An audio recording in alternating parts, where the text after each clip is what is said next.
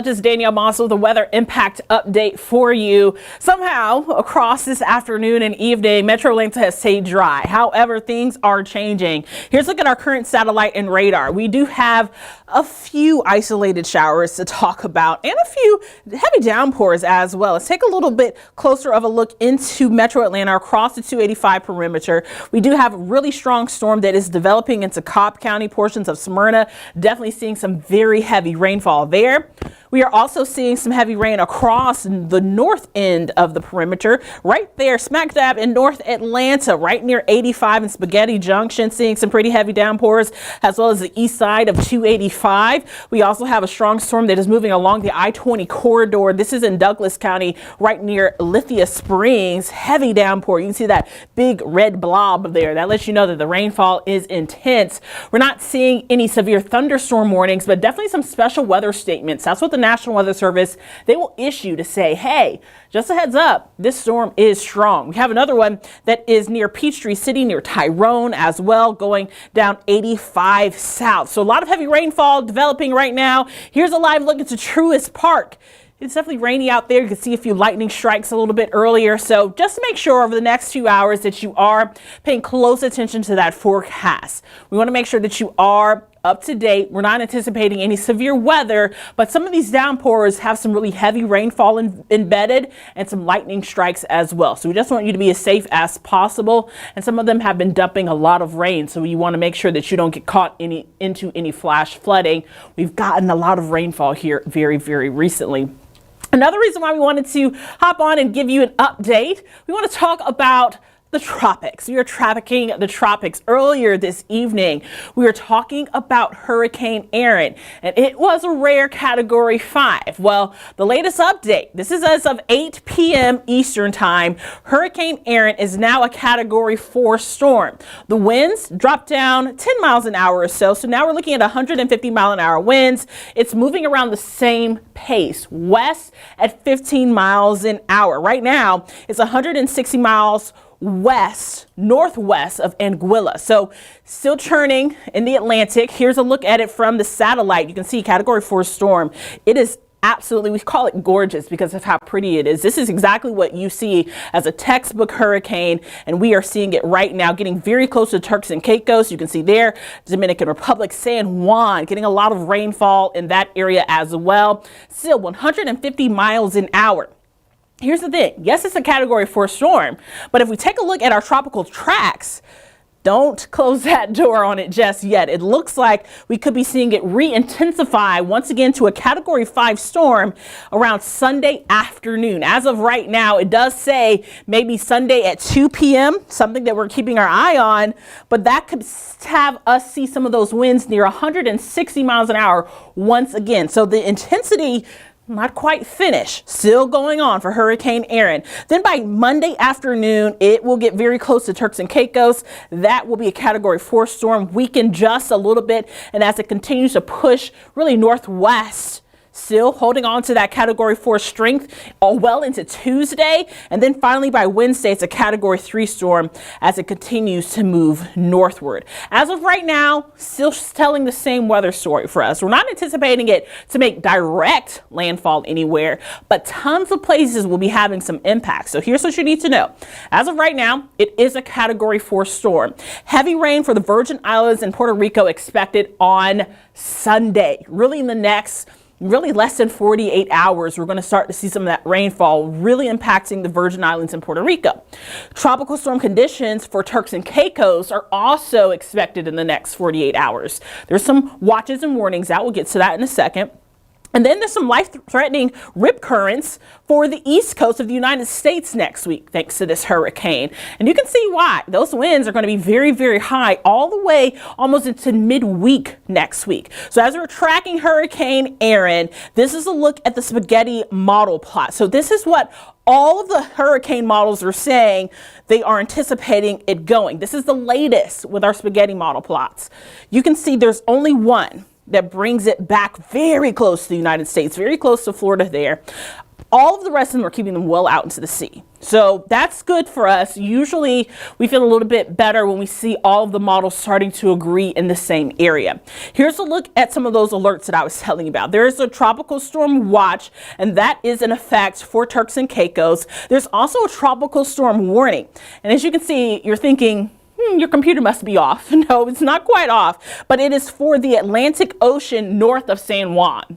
So they did not actually issue that tropical storm warning for San Juan, but it's for the water around San Juan. So that's very important to note as well. And the tropical storm watches are in effect. Here's a look at the current wind gusts. We talk about 140 to 150 mile an hour winds, and at one point it was 160 mile an hour winds. That's very, very great. You can see how organized it is. It's pulling in a lot of water, has very high winds. And when we talk about the tropical winds, this is another thing that's going to be causing some of those very dangerous rip currents that we'll be seeing next week. If we put this into motion, this is on Monday. This is really the eye of the storm. You can see exactly how those winds are pulling in. And when we get closer to the United States and along the East Coast, really honing in on the Georgia coast, Carolina coast as well, even going up towards Virginia, the winds are going to be increasing. It's going to be pulling in some tropical moisture as well. But we're not going to be anticipating a direct hit per se. Now, this is on Thursday. Into the Carolinas, it gets very, very close on Thursday to seeing some pretty heavy rainfall at the very least, and those winds are going to be high as well. Another thing to watch on hurricanes is sometimes, especially along those outer bands, you can see some tornadoes start to develop. So that's another thing that we'll have to watch if you live in the Carolinas or you're traveling towards the Carolinas in the next few days. That's something that we'll have to keep our eye on as well. Let's talk about areas to watch. We are in peak hurricane season, and what we saw with Hurricane Erin is rapid intensification. Last night I went to sleep and I think it was a Category 2 storm. This morning woke up, it was a Category 4, then it intensified to a Category 5. Now it's another 4, but there's still a chance for it to intensify again. And during peak hurricane season, that's what makes these storms really dangerous. Some areas to watch. This is another look at our satellite of Hurricane Erin. But as we put this into motion, there is a 10% chance in the next 2 and 7 days that we could see another development that will be really close to the East Coast as well. 10%, nothing really to be too concerned about, but because it's hurricane season, any kind of small development is something that we'll have to keep our eye on, and we're going to continue to watch all of it in the next few days. But as of right now, this is the latest on Hurricane Erin. Right now, it is a Category 4 storm, and it is definitely causing some very high winds. Right now, it has 150 mile an hour winds, and we could be seeing that increased once again to 160. So we're going to be watching this storm. Right now, it is staying off the coast. We're not anticipating it to see direct landfall. However, places like Turks and Caicos, Virgin Islands, even Puerto Rico will have some pretty damaging flash flooding, maybe even some mudslides because of the way that those islands are set up. So something that we'll have to continue to watch. Not talking about direct impacts, but we definitely could be seeing some type of rain or even some really deadly rip currents across the East Coast of the United States. So we're going to continue to watch this storm. It's a little bit too close to comfort for my liking, so I'm going to continue to watch it for sure throughout the next week. And we're going to keep our eye on what could develop in the next 2 to 7 days. And we'll bring you another update very, very shortly. But for now, I'm meteorologist Danielle Moss.